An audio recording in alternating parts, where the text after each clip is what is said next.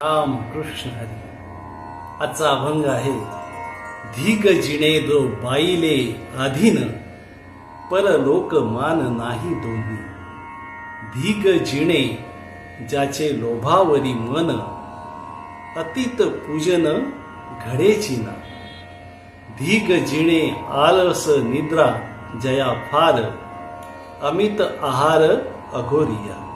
धीग जिणे नाही विवेक वैराग्य, झुरे मना लागी साधूपणा. तुका म्हणे धीग ऐसे झाले लोक, निंदक वादक नरका जाती. या अभंगामध्ये तुकाराम महाराज म्हणतात की जो गृहस्थ पत्नीच्या आहारी गेलेला आहे, त्याच्या जीवनाचा तुकाराम महाराज धिक्कार करतात. त्याला इहलोक व परलोकी दोन्ही ठिकाणी